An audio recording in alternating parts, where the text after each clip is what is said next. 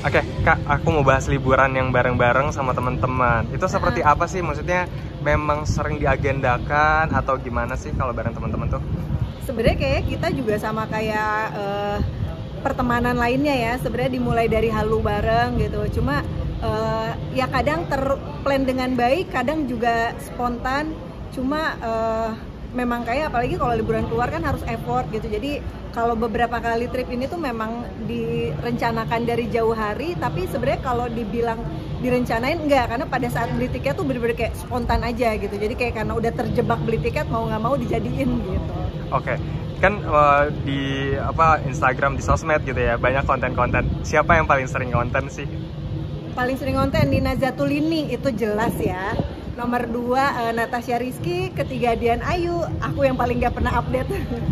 Nah, seperti apa? Maksudnya mungkin kehebohan atau keriuhan di balik itu, di balik mungkin orang yang nggak tahu pas saat bikin konten itu seperti apa sih, Kak?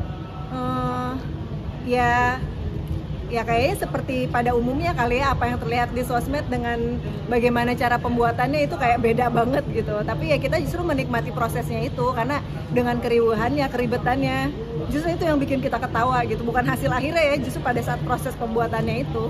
Oke, tapi kalau misalkan untuk bawaan nih, misalnya bawaan yang paling ribet mungkin di antara kalian berempat, siapa nih? Alhamdulillah nggak ada yang ribet sih, jadi kayaknya makanya nyambung. Cuma kalau yang paling kayak Ayu aja itu aku. Yang agak susah ngeplanninginnya itu kayaknya Aca sama Nina ya. Aku sama Dian Ayu lebih yang kayak kita mengikuti arus aja gitu. Tapi kalau misalkan untuk planning seperti itu, dibuat secara mungkin kayak ada tanggal-tanggalnya atau bulan-bulan tertentu atau Nggak, kayak semuanya gimana? spontan. Spontan bener-bener nanti cap cip cup kira-kira yang jadwalnya kita ketemu ya di situ. Oke, yang paling fokus atau mungkin kayak concern sama itinerary siapa tuh? Natasha Rizky. Biasanya apa sih yang mungkin difokusin sama itinerary-nya tuh? Oh, kalau dia coffee shop banget ya. Terus ada Nina yang nggak bisa ngopi, justru orangnya makanya kayak, aduh ngapain sih kita ke coffee shop mulu. Kalau aku tuh lebih karena ngopi juga suka, apa jadi kayak yang udah ayo aja selagi ada wifi aku sih oke. Oke, kan maksudnya cewek-cewek semua dan mungkin sefrekuensi gitu ya. Seperti apa sih mungkin hal wajib kalau traveling bagi kalian? Maksudnya harus kemana gitu? Ada tempat-tempat Yang wajib tuh ya coffee shop, kuliner, shopping. Oke, nah kalau kuliner ada mungkin yang susah nggak? Kalau mungkin untuk kuliner sendiri mungkin kayak nggak bisa makan ini, nggak bisa makan itu. Kalau jadi susah pilih-pilih makanan sih enggak sih. Cuma kalau keluar kan kita ter-challenge-nya dengan cari makanan halal gitu. Jadi ya biasanya sih kita memang pakai kayak private guide gitu. Jadi emang udah pilihin tempat-tempat makan yang emang halal friendly. Oke, biasanya paling lama waktu itu liburan bareng-bareng nih, itu berapa waktu itu? Berapa lama? Apa ya? Enggak dong, yang ke Eropa lebih lama. Sekitar 12 harian kali ya, nggak tahu lupa. Oke, 12 harian gitu ya. Maksudnya pasti ada apa kayak budget khusus atau apa kayak gitu-gitu. Nah, kalian nih masing-masing ada ibaratnya mungkin kayak punya kayak pos-posnya untuk kayak liburan, untuk untuk belanja gitu. Kalau cewek kan biasanya kayak gitu tuh. Ya ada lah pasti, gimana pun kan kita juga ibu dan istri, otomatis kita harus tanggung jawab dengan spending kita gitu. Jadi kalau misalkan kita ada trip gitu pasti udah teralokasikan dari lama dananya. Oke, tapi kalau misalnya Rata-rata juga kan ada kerjaan pas pergi itu. Jadi kalau aku nge-trip sama sahabat-sahabat aku memang pasti lagi kerja juga sebenarnya. oh berarti sambil gitu ya kan? Ngambil, iya makanya kayak kalau kita ada kerjaan di luar negeri, oke gaskan sekalian liburan gitu. Oke, tapi mungkin kan orang lihat serunya gitu ya. Tapi yang mungkin orang harus perhatiin kalau misalnya liburan bareng temen tuh apa sih? Misalnya biar nyaman terus bareng-bareng gitu. Yang pasti sih semuanya kalau menurut aku udah harus satu frekuensi dulu ya, karena kalau misalkan gak satu frekuensi, yang namanya kita safar tuh banyak banget ujian, karena karakternya beda-beda kan. Ada yang kayak gua ngikut aja, ada yang ribet gitu. Nah kebetulan kalau misalkan aku sama berempat ini ya karakternya saling mengisi gitu, jadi nggak ada yang over dominan, nggak ada juga yang kayak nggak ada kontribusinya, walaupun ada. Jadi kontribusi dia tuh menghibur kita gitu. Jadi ya itu kalau menurut aku ya kita harus sama-sama satu frekuensi, dan biasa kan juga yang selalu jadi apa ya bahan ributan gitu kalau misalkan kayak nanti yang bayar siapa gitu. Jadi dari awal tuh kita memang udah saklek masalah spending kita gitu, kayak pembayaran hotel atau tiket atau makan gitu. Jadi supaya pulang tuh benar-benar semuanya nggak ada ganjelan gitu. Oke, tapi kalau kakak sendiri tipenya untuk yang apa itinerary itu yang seperti apa? Mungkin yang kayak menyusun, maksudnya menyusun secara rapih kah, atau mungkin ya udah let go aja deh kemana teman-teman, aku mungkin ngikut gitu. Yang seperti apa nih kalau kakak? Aku kalau sama teman-teman aku ngikut karena alhamdulillah rata-rata tempat yang dituju tuh kayak aku udah pernah ke situ kan. Jadi kayak gua mah yang penting momen sama merekanya gitu, kayak kemananya nggak masalah. Jadi lebih yang terserah lo mau pada kemana, gue ngikut, yang penting makannya jangan telat gitu. Oke. Tapi pernah ngalamin hal-hal yang mungkin zonk atau ibarat kata apes gitu saat traveling? Justru momen yang zong atau apes itu biasanya nanti pas pulang-pulang jadi momen paling kita ketawain sih. Jadi karena emang bukan sekali dua kali juga kan kita pergi bareng gitu. Jadi kayak kalau misalkan kayak ada apa nih gitu. Nah biasanya kayak nggak apa-apa ketawain aja, karena pasti biasanya itu justru jadi sesuatu momen yang memorable.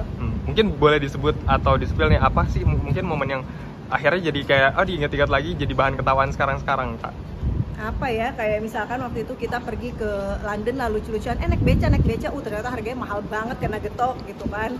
Terus jadi kayak ide siapa nih naik gini-ginian. Atau misalkan kayak pilih kamar, ternyata kamar kecil banget gitu sampai kayak barang kita nggak cukup. Tapi ya pas pulang-pulang tuh justru malah itu jadi bahan ketawaan kita.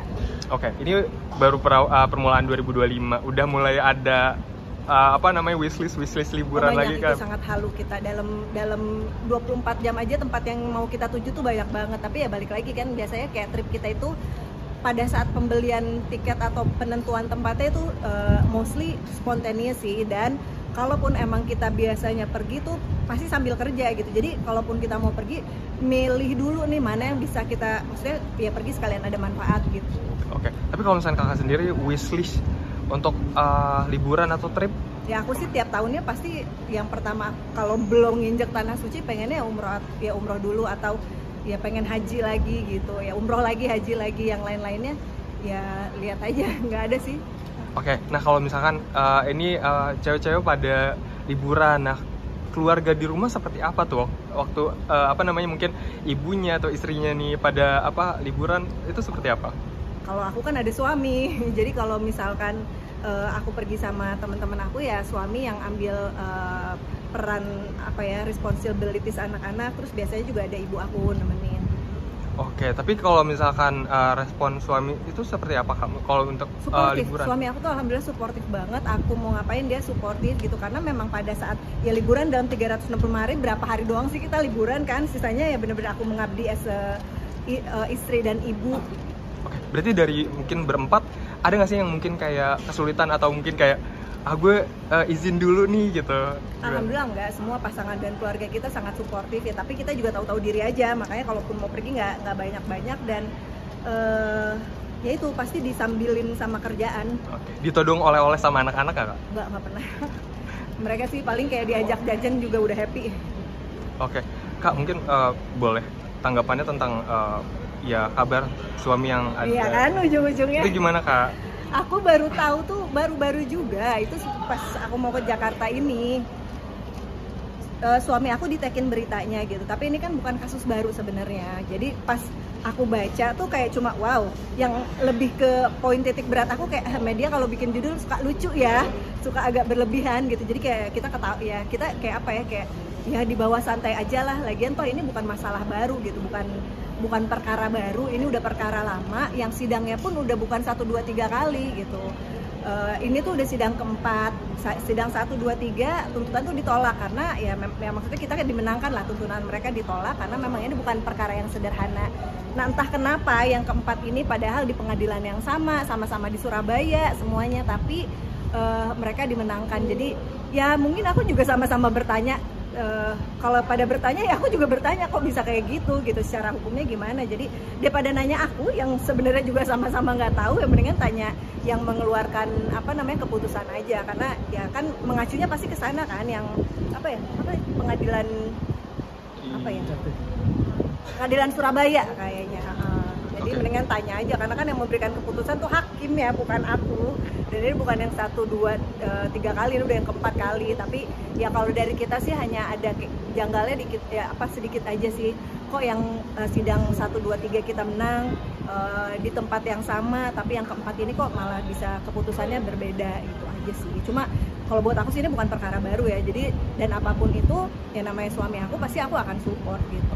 Tapi gerah nggak sih Kak, mungkin dengan adanya, maksudnya ada lagi pemberitaan seperti ini, terus kayak dari suami sendiri seperti apa menanggapi Kalau berita-berita dibilang yang ada gerah terus? sih enggak, tuh ya udahlah, resiko pekerjaan gitu ya. Walaupun aku juga sebenarnya udah bukan di entertainment ya, pensiunan.